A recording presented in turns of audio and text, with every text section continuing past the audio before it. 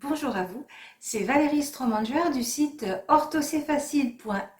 Attention, le site a changé pour des petites vidéos de grammaire, d'orthographe, de conjugaison, bref, de français.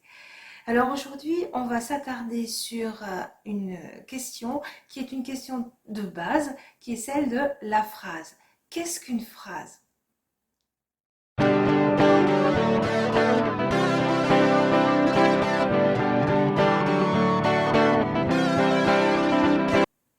Alors, si on se pose la question qu'est-ce qu'une phrase?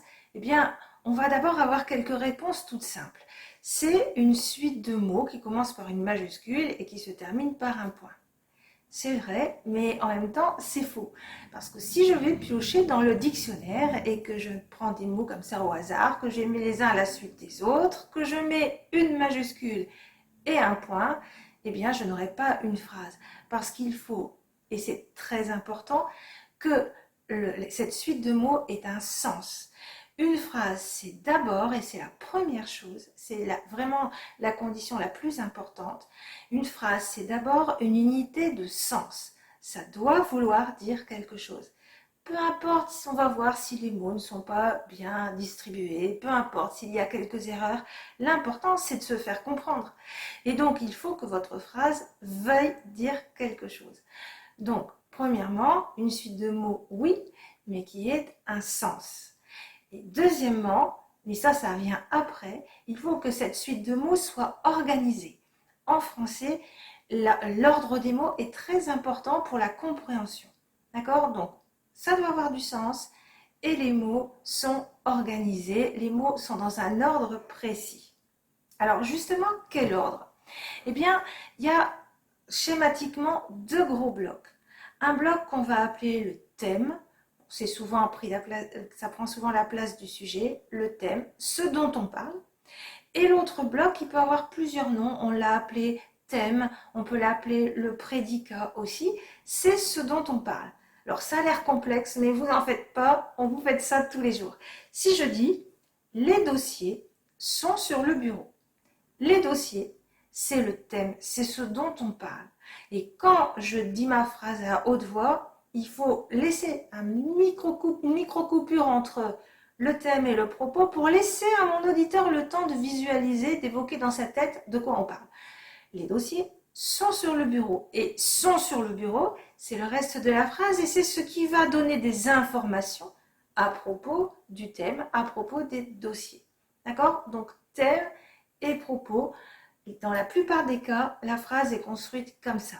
Évidemment, vous vous en doutez, il va y avoir quelques exceptions, mais ça, on verra plus tard. Voilà.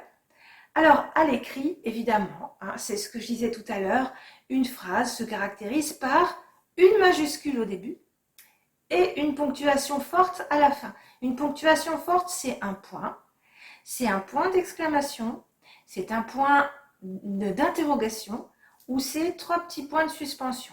On apprendra à utiliser cela plus tard. Mais c'est comme ça que se termine une phrase. Alors, s'il vous plaît, mettez de la ponctuation, c'est très important.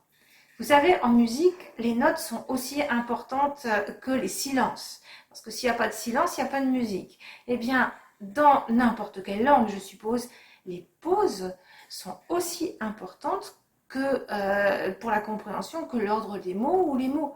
Il faut que votre interlocuteur puisse vous suivre. Et donc, il y ait des pauses, des respirations, des moments où votre interlocuteur ou le cerveau de votre interlocuteur travaille pour se familiariser avec ce que vous dites et en tout cas pour l'évoquer dans sa tête. C'est très très important. Vous serez d'accord avec moi, il n'y a rien de plus saoulant qu'une personne qui parle sans faire de pause et sans mettre de ton dans ce qu'elle dit. Ça, c'est important. Et la ponctuation sert à cela. Voilà. Alors, deux caractéristiques de phrase, et on terminera là-dessus. La première caractéristique de phrase, c'est la phrase verbale. En fait, la plupart des phrases sont construites autour d'un verbe conjugué. D'accord? Quelquefois, il y a même plusieurs verbes conjugués. Mais il faut qu'il y ait au moins un verbe conjugué qui est le noyau de la phrase. Ça, c'est vraiment dans la plupart des cas. En revanche, il arrive qu'il y ait des phrases sans verbe. Ça arrive. Par exemple, si quelqu'un me donne quelque chose et que je lui dis un grand merci, point d'exclamation, eh bien, il n'y a pas de phrase, il n'y a pas de verbe dans un grand merci. Et pourtant, c'est une phrase. Donc, c'est une phrase construite autour d'un groupe nominal, un grand merci, donc autour d'un nom. On va dire que c'est une phrase nominale. Ou on dira plus simplement que c'est une phrase non verbale. Parce que des phrases peuvent être construites autour de plusieurs mots. Par exemple, un adverbe.